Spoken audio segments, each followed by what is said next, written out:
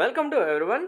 AP and TS ECET 2023 examination attend అవుతున్న స్టూడెంట్స్కి full fee reimbursement రావాలంటే ఎన్ని మార్క్స్ రావాలి, ఏ ర్యాంకు, కేటగిరీ వైజ్గా ఎవరెవరికి ఫుల్ ఫీ రియంబర్స్మెంట్ వస్తుంది అనేది ఈ వీడియో ద్వారా మీకు క్లారిటీగా ఎక్స్ప్లెయిన్ చేస్తాను. వీడియో స్కిప్ చేయకుండా చూడండి, లైక్ చేసి తప్పకుండా షేర్ చేయండి. కంప్లీట్ గైడెన్స్ కోసం ఛానల్ సబ్స్క్రైబ్ చేసుకొని బెల్ బటన్ అయితే ప్రెస్ చేయండి. టెలిగ్రామ్ ఛానల్ లింక్ డిస్క్రిప్షన్లో ఇస్తాను, జాయిన్ అవ్వండి. ప్రతి ఒక్క వీడియో మిస్ అవ్వకుండా ఉంటారు. ఫస్ట్ ఏపీ స్టూడెంట్స్ సంబంధించి చూద్దాం. ఏపీ ఈసెట్ 2023లో స్టూడెంట్స్ అందరికీ మీరు క్వాలిఫై అయిపోయి కౌన్సిలింగ్ ద్వారా కాలేజీలో సీట్ వస్తే కనుక మీ అందరికీ ఫుల్ ఫీ రియంబర్స్మెంట్ వస్తుంది. జగనన్న విద్యా దీవెన, వసతి దీవెన ఆల్రెడీ డిప్లొమాలో వస్తుంది కదా, అలాగే బీటెక్లో కూడా రావడం జరుగుతుంది.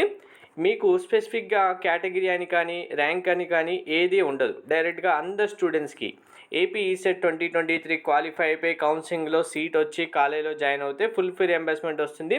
జేవిడి ఎలిజిబిలిటీ గురించి మీకు ఆల్రెడీ తెలుసు కదా, డిప్లొమాలో ఉన్న ఎలిజిబిలిటీ కండిషన్స్ సేమ్ ఉంటాయి. నెక్స్ట్ ఇంకా టీఎస్ ఈసెట్కి కనుక వస్తే టీఎస్ ఈసెట్లో మనకు అలా ఉండదు. ఏపీ స్టూడెంట్స్కి వచ్చినట్టుగా టీఎస్ ఈసెట్లో మనకు ఇంటిగ్రేటెడ్ ర్యాంక్ ఉంటుంది కదా.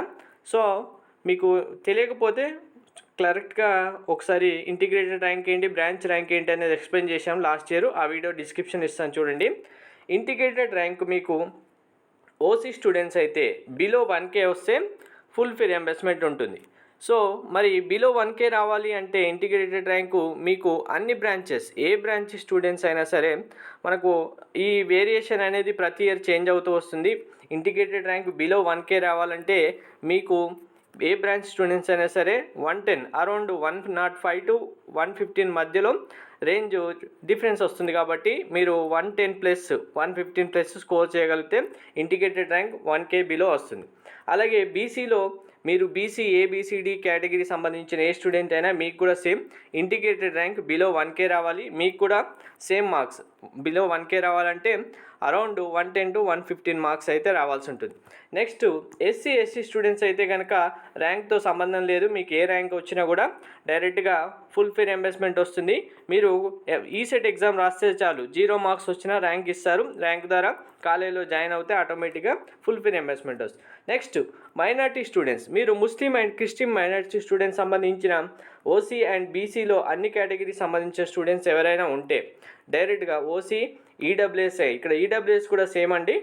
ఈడబ్ల్యూఎస్ స్టూడెంట్స్ అయినా సరే ఇందులో ఎవరైనా మైనార్టీ, కొంతమంది ఓసీలో కూడా మైనార్టీ స్టూడెంట్స్ ఉంటారు కదా, మీరు ముస్లిం మైనార్టీ అయినా క్రిస్టియన్ మైనార్టీ స్టూడెంట్స్ అయినా సరే మీకు కూడా ఫుల్ ఫీ రియంబర్స్మెంట్ వస్తుంది. ర్యాంక్తో సంబంధం లేదు. ఈ సెట్లో క్వాలిఫై అవ్వాలంటే 50 మార్క్స్ అయితే రావాల్సి ఉంటుంది.